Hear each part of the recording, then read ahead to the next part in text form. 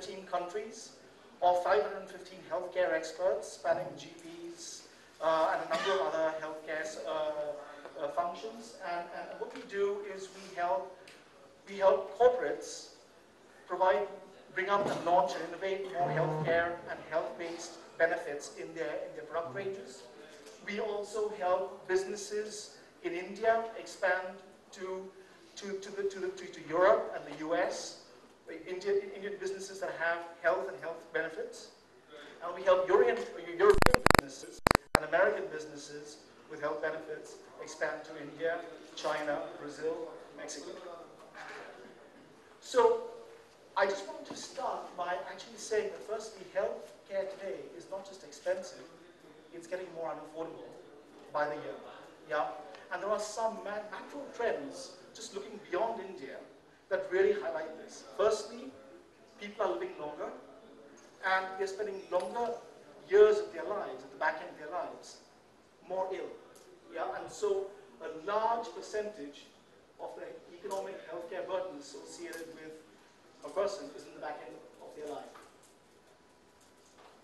Furthermore, if you look at the emergence of lifestyle diseases, we can actually see that while the world's population is growing, the split of lifestyle diseases is roughly remaining the same.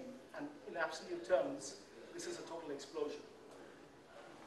Yeah, a classic example is the volumes of diabetes. Yeah, if you're looking at diabetes and pre-diabetes, you are looking in total at affecting 800 million people by 2025. And all of this is further exacerbated by the rising cost of drugs. Yeah, so the do-nothing policy is going to bankrupt our societies as we know it. Secondly, if you take another look at it, yeah, in terms of the world's population and the economic profile of countries and their healthcare costs, what you see is there is a significant difference. In fact, there is a difference between heaven and hell. Between the high costs of healthcare for the developed world, yeah, and the low costs of healthcare for the emerging markets, which really rank between low, middle, and upper middle in terms of the brackets. This is actually not telling you what most graphs will tell you, and that is the small bar needs to become the big bar.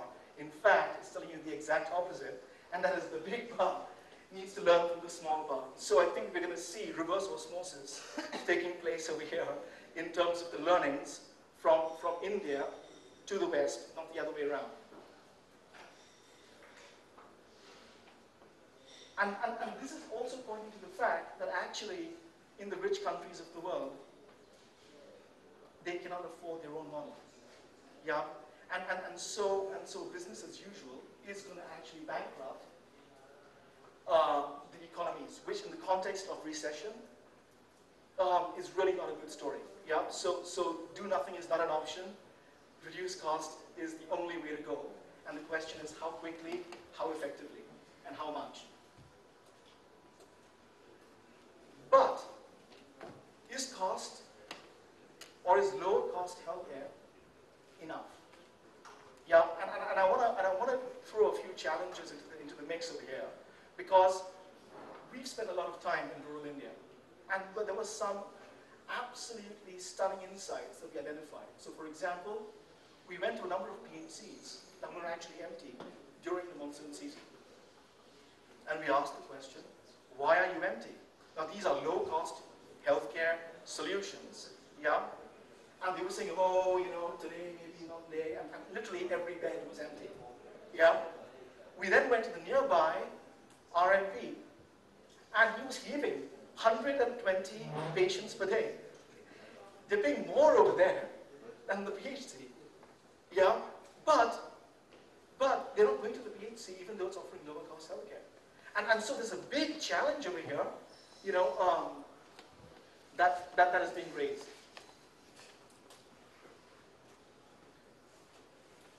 There we are. The second is why is it that citizens often choose what is actually functionally lower is functionally higher quality healthcare. And this is another anomaly, because if you think about the fact that most RMPs are actually not registered to do and to treat and to provide allopathy, yeah, because they are trained in alternative medicine, yeah, or in compounding, and you hear about horrific horror stories in terms of the quality of healthcare delivered, yet patients often prefer them than a more structured approach in a PHC that may have better equipment and better quality. So that is another anomaly over here. And the third factor is actually by the time it will take to plug the shortages of medical staff, because whenever you see the comparison between urban and rural India, you see that rural India has got this huge colossal shortfall of 500,000, 600,000 doctors compared to urban India, yeah. But if you actually look at the trajectory, by the time you fix that gap, a lot of people are going to die. and so is the answer just fixing the gap in skill shortages, or is the answer looking at healthcare from a slightly different perspective? Yeah, and that is what I wanted to push the message. Is low-cost healthcare, or just low-cost healthcare models, really sufficient to change and transform India's healthcare situation? I don't think so. Yeah. So I think the real paradigm shift as we see it is migrating from just low-cost healthcare to what we would call low-cost, convenient, high-quality, health outcomes-focused healthcare. Yeah, that actually sits right across the wellness continuum. And I'm going to explain a little bit more. A lot of the innovations that we're seeing today in telemedicine, which is phenomenal in that it's actually reducing the infrastructural cost and therefore the overheads of healthcare, yeah, is actually focusing treatment around this area, yeah. And so it's looking at how do we actually produce high-quality reactive healthcare to people who are already ill. But I want to challenge us again on looking at the cost factor and saying, is cost only going to come from reducing operational inefficiencies and producing more mobile technology and more bandwidth? Or is cost reduction also going to come significantly from playing earlier in the progression of disease? Yeah. So earlier detection and management and effective management and prevention from consumers who are well. And what are the business models and what are the value propositions that need to be innovated in those areas as well? Yeah. Because if you look at the cost incurred of treatment, it goes from low to high. And therefore, going earlier has a structural cost reduction associated with it. And so, what I've tried to do over here is to look at a number of pressure points. Yeah? What would it look like to actually target the population that thinks they're well? And what is the pressure point over there? Is that a lot of people, like for example the pre-diabetics, are actually harboring diseases, are in pre-disease states, haven't recognized the symptoms, and don't know what the problem is. And therefore, there is a real need for convenient and affordable early detection by somebody you trust. Yeah. And in that phase, is a GP and a hospital really the right format to provide that early detection? There's a big question mark. Yeah. Because currently, those are the only formats that exist which disseminate medical treatment. The second is looking at two other groups of people, and that is the unwell or the sub-health community of people who are experiencing symptoms, and those symptoms could either be temporary symptoms or they could be pointing to something more chronic, yeah? And looking at the vulnerable, so people in life transitions like pregnancy, life aging, or in chronic disease states where they need management. And what are the models over there? Now over there, what we're actually seeing is that the models are vastly different to the models that we're currently seeing provided by the healthcare industry. And that is treatment or nothing. Yeah, because if you look at what is needed over here, in the case of chronic diseases, you require diet and fitness. And diet is provided by products and food products, which means that you can't isolate retail from services, from medical advice, and those formats don't exist in the market today.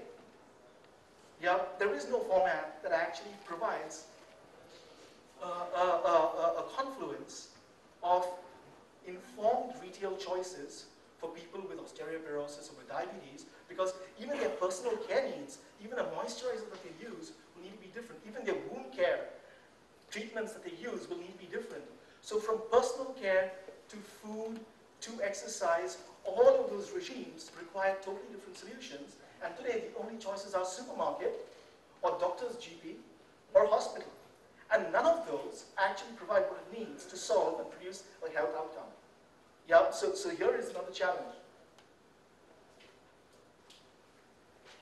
And the third area is the full-blown disease state. Yeah, and that is really where you require high-quality treatment. Yeah, that with cost reduction. And we're seeing a lot of activity coming there. But I'm challenging the entrepreneurs of this community to start looking at business models earlier. Yeah, and you know, to open our minds a little bit. So, what would it take to crack the nut? Yeah, cost is not the end of the healthcare transformation; it's the beginning. Yeah, and we need to. I wanted to land that. And what would be the critical success factors in actually creating a healthcare system that has got lower cost but high adoption? Because that is the critical thing. Is how do you get people to adopt a healthcare system, not just offer a healthcare system? Yeah, because PHCs are empty without and unless they have the right adoption, they are useless. Yeah, so but with the right adoption, they are efficacious. Trust is a very, very important thing, which is why we've realized that consumers go to the RMP. Yeah, is there's a relationship and there's trust, and the RMP is there during that family crisis. The PHC is not there during that family crisis. Yeah, time to treatment. Yeah, which is a very, very big challenge, especially in emerging markets. High quality personalized relationship, and bringing more choice to the equation. Yeah, and this is another place where technology can really play a big game. And that is disintermediating suppliers from where the need is to offer more consumer choice. And what would that result in? It would result in a higher perception of quality of telemedicine. Yeah, higher dependability on outcomes, and for telemedicine to be chosen as the first line of action.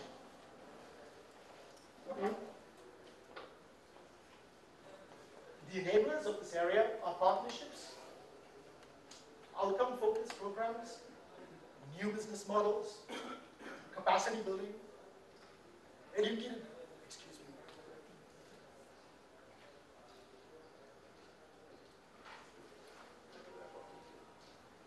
Sorry. Educated demand creation and empowering already trusted points of delivery. And with that, I want to say thank you.